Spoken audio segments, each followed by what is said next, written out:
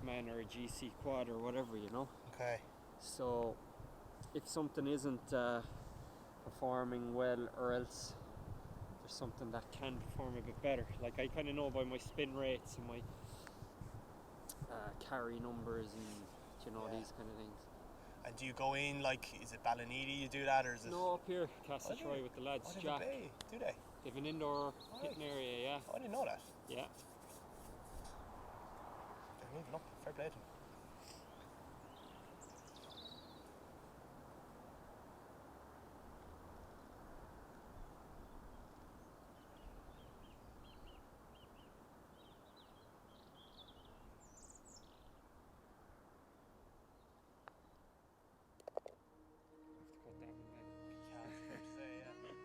My name is Andrew McCormack. I play senior golf in Castletroy, handicap +4.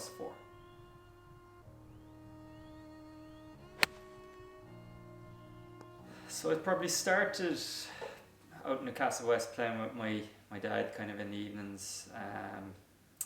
He was never really huge into golf, but he kind of joined, and I don't know, I probably fell in love with it some summer's evening, I don't know. But my cousin was always a good golfer, so I kind of probably looked up to him from a young age and kind of started taking lessons in Castletroy, and then kind of evolved from there. There was kind of a couple of us my own age, and we used to kind of, there was actually 4 of us in total, and we used to just spend all our summers playing golf out in Newcastle West. Get dropped out at 8 in the morning, collected at 8 o'clock at night, and spend the whole day out there, just play twice, bit of putting competitions, chipping competitions in between. So yeah, good crack. I suppose I play my best golf when I'm organised, and that's probably going to sound a bit strange, but like, I go through phases of like being really strict on my diet, exercising before a round of golf, whether that's getting out for like even a 10-minute run or jog or something. I don't know, I find that I always kind of play my best golf when I'm kind of focused on preparation and doing those things. Do a lot of work on sports psychology, and work with a guy, Neil, who's over the past few years we've kind of built out my routine. My name is Neil Whelan. I'm a psychologist and a psychotherapist. I'm very much involved in psychotherapy and teaching as well. I'm a lecturer. So, but my interest has really been around what happens people when they need to perform. So around performance, and obviously a key piece of that has actually been in sport, and I have worked with elite golfers and professional golfers, and I've worked with elite hurlers as well. So we did a lot of testing, and I don't know exactly the name of this stuff, but a lot of the stuff we worked on was to see kind of what stress level I work best at. So like if I tee it up there right now this minute, my stress level might be a 1 or a 2 maybe. That doesn't really, I don't really operate well in that stress level.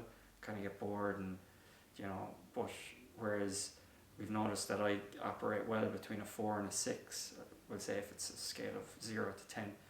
So a 1 might be teed up on your own, casual golf, whatever.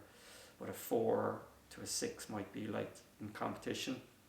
But if I'm too low at that bottom, just taking open singles, I might be a 3. I need to try and get into that 4 to 6 range. And then we'll say if I go outside of the 6, say like if I'm playing a tight match, there's a lot of people watching or whatever it might be, and I go up to 7 or 8, it's trying to pull myself back down into that 4 to 6 range. Different types of assessments would have actually identified that he needed not to be 0, while some people do, or 1 or 2, while some people like Tyrrell Hatton need to be up probably around 7 or 8 to actually function effectively.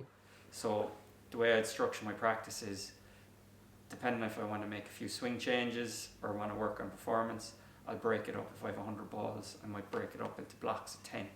So I might work on, feel my hands are getting higher at the top for the first 10 balls, feel that I'm rotating hard on the next 10 balls, whatever. Then like it might go into a little bit of performance stuff. going through my routine, aiming at different targets in the range. Next 10 balls could be drivers. This is my fairway between that marker there and that marker. That's my fairway. Like, golfers are becoming athletes. If you look at the top 10 players in the world, I guarantee you their swing speeds are fairly high on the PGA Tour average scales. So my name is Michael Collins. I'm a PGA professional coach based in Cork, and I've been coaching for coming on 20 years now.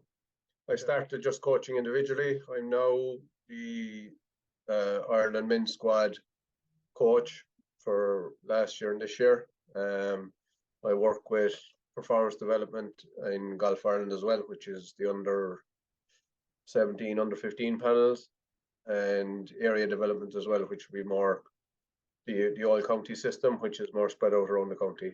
I've had players who've had pretty good success. One player has won the British Amateur. So yeah, we were at the Masters and US Open. So I've had a few interesting experiences as a coach so far. So a lot of what I do is at tournaments. So from a strategy point of view, tournament preparation, getting out in the golf course with them, discussing different shots, different holes, maybe certain shots that they like, they don't like. And then obviously if you're at a tournament and someone needs a bit of help, that's, you provide whatever help they need as best you can.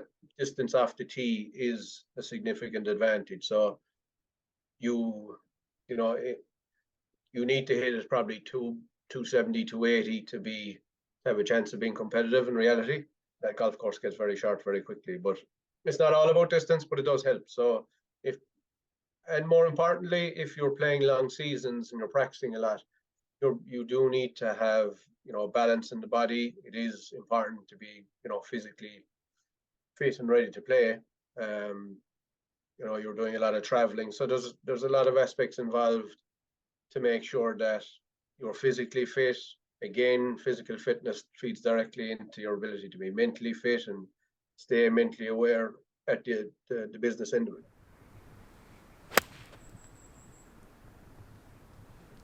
Name's Cian Hall, equipment expert here at McCormack in Limerick.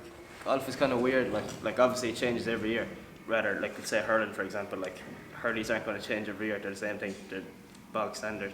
But like, yeah, it's just technology. Like even in 2 or 3 years, like a fella could come in here, say 2 years ago, got a driver off me, shaft and all that's perfect for him, but like even the head, they change it, might get 5, 6 extra yards.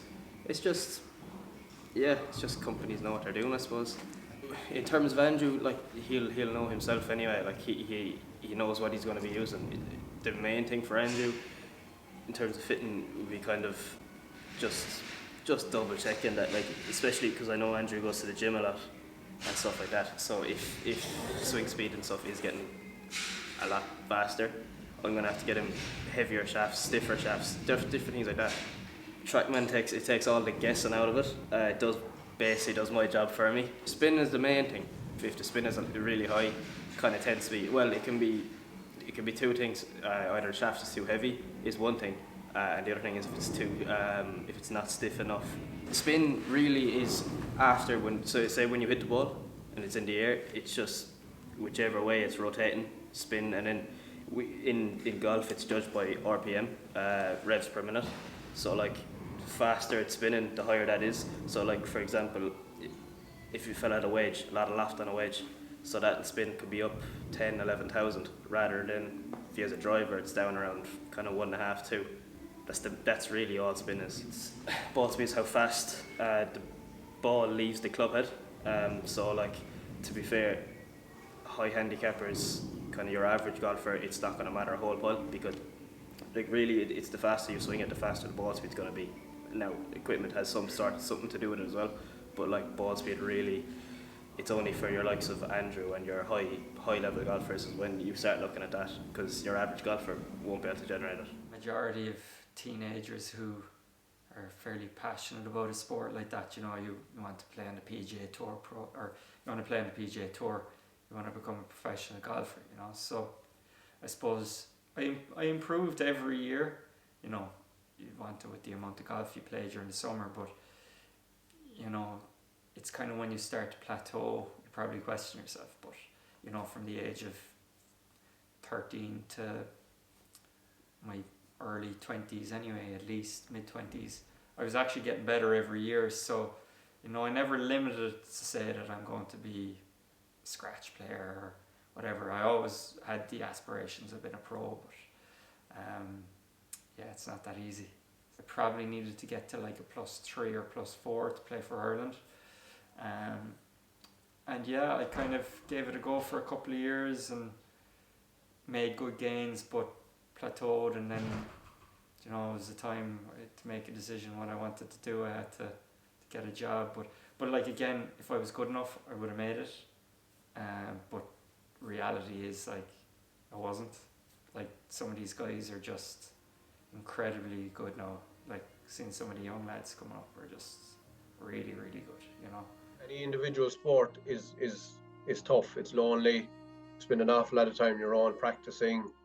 So you have to have that kind of intrinsic motivation that gets you out of bed and gets you up at 6 o'clock to go to the gym, or you know, it could be 6:30 at the chipping green, or you know, 8:30, 9 o'clock at night. You're seeing the glitz and the glamour of the lads who've made it, you know.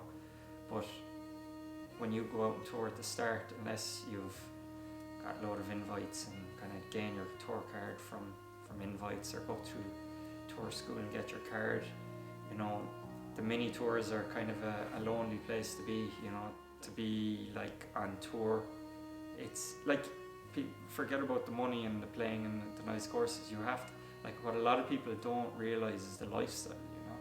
You have to be willing to be away from home 25, 26 weeks of the year. He's always had, you know, a kind of a desire to win and desire to perform.